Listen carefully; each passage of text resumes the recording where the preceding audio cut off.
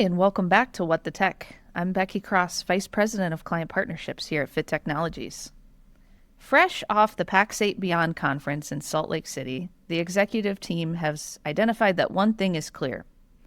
The managed services channel isn't really talking about what is next. It's building it in real time. And so this year's conversations and content really helped our team identify more than the hype around AI, but really getting into the practical and how we help clients like you operationalize it. There's also a shift coming towards more of a managed intelligence provider instead of service. And the true differentiator is really in the relationships that we have. In this episode, we're joined by Jason Collins, our Chief Information and Security Officer, and our Chief Operating Officer, Ali Tubbs Amato, to really unpack the themes of what it means for MSP leaders, clients, and really diving in more closely to security and operations. Jason and Ali, welcome back to the podcast, except for something new. You're on camera. Yes. Smile, you're on candid camera with our new video podcast. So welcome to the studio. I'm excited to have you both here today. Thanks. Excited to be here. All right. So the entire executive team just got back end of last week from an awesome conference that we go to together called Pax8 Beyond. It's a really nerdy conference for tech nerds like all of us. Yes. Except there are 3,500 people from 30 countries that show up and interact. So very exciting. But I want to start first hearing one key takeaway story from each of you, something that stood out or was extra locked into your brain, because it was a lot of information. So Jason, I'll start with you. It came not in a session, right? So a lot of the content that's in the sessions and the keynotes is great, but really the conversations in between the sessions and keynotes is where a lot of the nuggets come from. And I would say one thing that stood out to me is an existing partner just reached out to me as I was walking by and said, "Hey, Jason, can I get your thoughts on this?" And gave me a quick under the hood glimpse into a new offering that they hopefully are going to go to the market with here very, very soon. I won't share any more details than that, but just giving my input and thoughts based on the questions and kind of what they're marching towards was pretty amazing. And our MSP ecosystem is incredible with what they have coming down the pipeline. Yeah, that's exciting. Yeah, and I do feel like the thought leadership that we bring, and we're really just bringing the representation of what our clients are asking for. Yeah. But being able to do that with the people designing the things that help protect our clients is very exciting. Yeah, given our perspective, our clients' perspective on tools that are, they're really being shaped around us. Yeah, absolutely. Allie, but what about you? Okay, so as you can imagine, most of the discussions we're having are about AI. So, here, our clients, all of our peers, just everywhere around the world, AI is changing the landscape of everything and how we do business. And so some important takeaways or conversations I had were about how do we safely implement AI without slowing our clients down? Because that's the last thing we want to do. We want everybody to use AI, but we also want to make sure that people are protected and they're not just throwing all of their sensitive data out into the world. So I had a lot of really good conversations about that, but then also about building our own AI and finding the return on investment on that and making sure we're actually making agents or building agents that are going to have some return on them, and they're not just, we're building it for show or for nothing, really. Right. And that's such a great point and a segue. One of the key takeaways that I captured from my notes is just that AI values from execution, not access.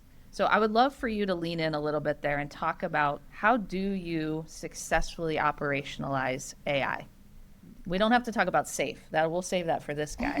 But how do you operationalize AI? And where do you start? I think you start with things that might be pain points or things that take a lot of time that you don't need a human brain to intercept. So we're going to start with ideas and kind of brainstorm what makes the most sense. And then from there, we're going to calculate it, say, okay, how much time is this going to save us? Or where's the pain here? And decide, okay, is this something worth investing in, or is it something we're going to keep doing with a human from there on? Yeah. Right.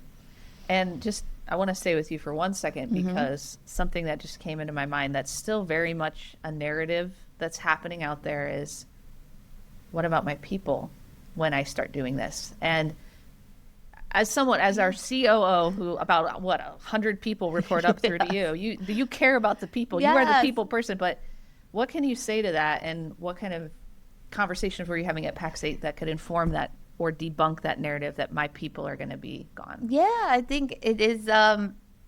It's an unsure time, I think, for a lot of people. And the one thing that we want to keep promoting is that we're going to have AI and automation take care of these remedial tasks that we can do over and over, or things that don't involve really a human brain, human creativity to resolve. And we save those jobs for our humans, and they get to do more impactful work going forward. And that's what it's scary and it's hard to understand, but right now we get to do more challenging things. Yeah, a conversation I had with one of our vendor partners was that same fear existed when cloud phone systems came out, or cloud file server access. Like, that same hesitancy of change was there. But now, you see those same people who are afraid, embracing it to the next degree. Right. And we get to thrive, and we have new challenges, and we're not stuck in the mundane anymore. Great points. All right, Jason, be the bad news bears. We do want to go fast, as Allie pointed out, but how do we do that securely? What are the biggest takeaways that businesses should be considering when it comes to adopting AI? Yeah, so for 20 years, we've been trying to figure out this idea of knowing our people, right? Knowing our identities, the identities of actual staff or contractors, whatever the case may be. Well, here we are with AI, and now we've got to figure out the identity aspect of AI. What does it have access to? Because I guess, in short, visibility. Right? It starts with visibility, because you can't govern, you can't secure anything that you don't know about and you don't see in the first place. So my biggest takeaway, one of the sessions, Dom at Pax8 did a great walkthrough around actual mitigating, first seeing the risks and then mitigating the risk all around AI and automation. It wasn't just something we talked about. It was something that was actually presented and shown to where we can have a repeated process of, for starters, getting the visibility side, knowing what you have. Just like asset management, foundational piece to building a security program. Using AI securely and safely starts with knowing what you have, having that visibility aspect. I love it. And one of the things that I heard kind of as a theme from some of the Pax8 leaders that came up on the stage was around this new concept of managed intelligence providers. So a lot of people and our clients know us as MSPs, managed service providers. There's this shift that they're starting to see worldwide with managed intelligence. Can you talk about how that managed intelligence beyond AI intersects with cybersecurity and the focus around cybersecurity? Yeah, absolutely. Knowing what you have and what attaches to it, what can see it, right? So if we're talking about AI and automation, it's all about understanding, getting our clients to understand, this is what you have. This is the type of AI automation that we want to put in place. This is what it can see and perform on your behalf. Yeah, and you almost have to look as an AI agent as a human in the security realm, right? It's another body, and so you have to govern that just as well. Yeah, just another identity. I was in a session and it was so fascinating. Their org chart already has AI agents in Good for them. departments. Yeah. In departments. Yeah. And that is a wild time for leadership. I know this is sort of off topic a little bit, like as leaders in our organization, how do you manage an AI agent on an org chart? What does that look like? Well, it's got to be somebody's job to manage it. So we have to double check its work, make sure it's performing, the way it's expected, just the same as a human. Yeah, 100%. Just like it's a real person. You're managing it no different, whether it's a bot or if it's an individual, right? You need to understand the actions that are being performed, right? And then reasoning as to why they performed it in the way that they did. That's wild. Well, but they probably won't ask for raises. No. To be determined. We'll see. Ask for raises. More Great. tokens. Yes. Awesome. Well, it's exciting times, really exciting times. And it was a great few days out there with you all. Any final takeaways? Anything you want to leave the audience with? Well, I appreciate all of the time we get to spend together, and with the MSP community out there. It's just a great community that we have together. People are so open with sharing ideas, and even people who are right here in our neighborhood that are like competition. We're talking together. We're having great conversations about what's next and how we can grow together. Yeah.